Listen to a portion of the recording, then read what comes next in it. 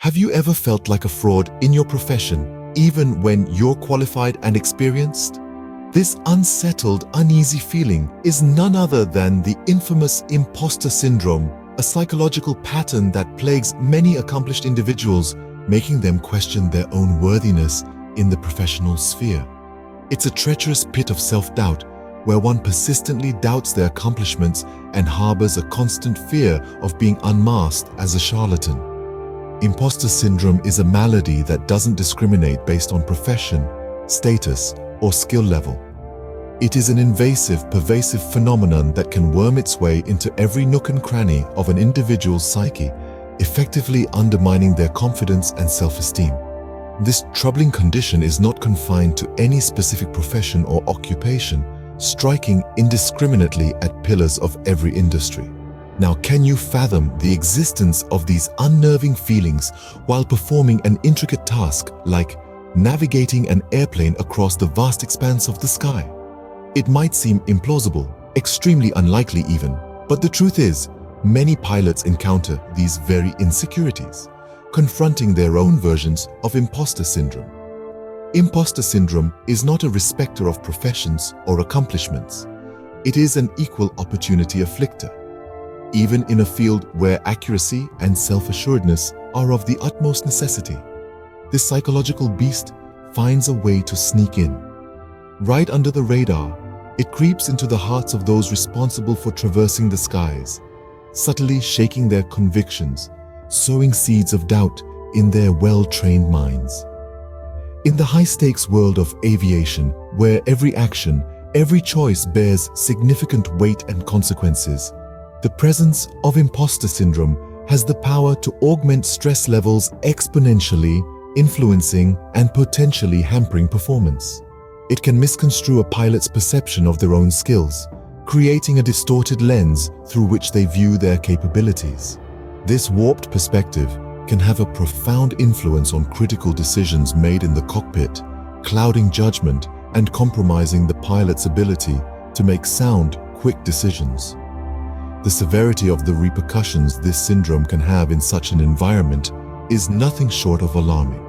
But what exactly sparks this syndrome in the somewhat guarded world of aviation? There are numerous factors at play. There's the incessant pressure for perfection, with every flight acting as a testament to the pilot's skill and competence. The unrelenting demands for flawless execution, the need to consistently maintain the highest standards of performance can take a severe toll on even the most seasoned pilots.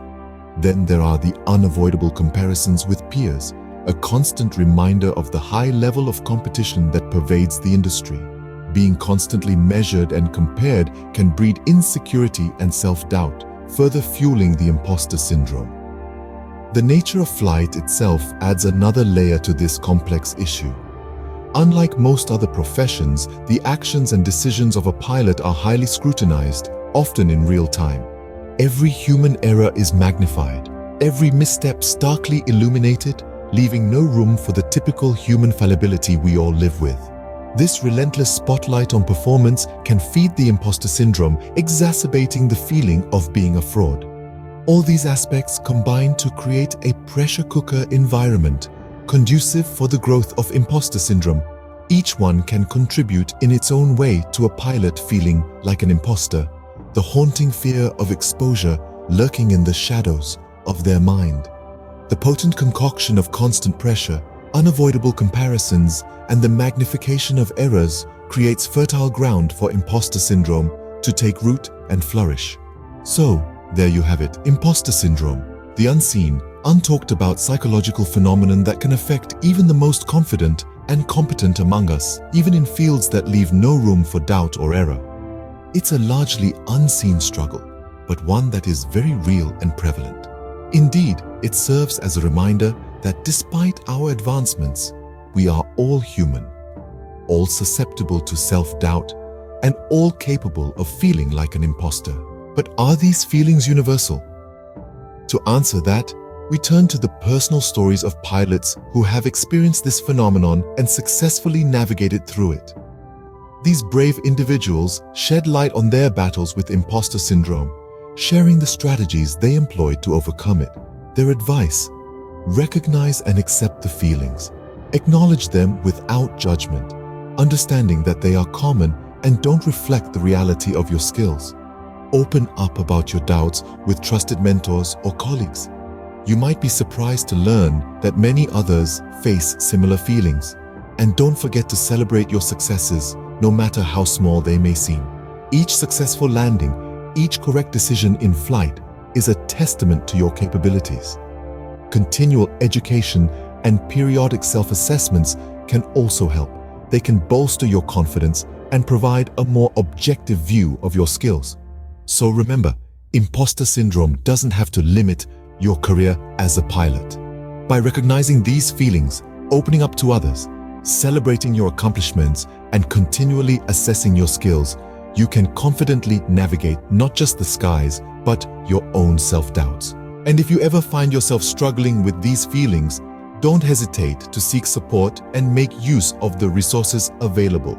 Remember, you're not alone in this journey. Together, we can overcome these challenges. Thank you for joining us today on this exploration of imposter syndrome in the world of aviation. We hope it's been enlightening and perhaps even comforting to know that even in the high-stakes world of flight, you're not alone in your doubts, and with the right strategies, you can overcome them.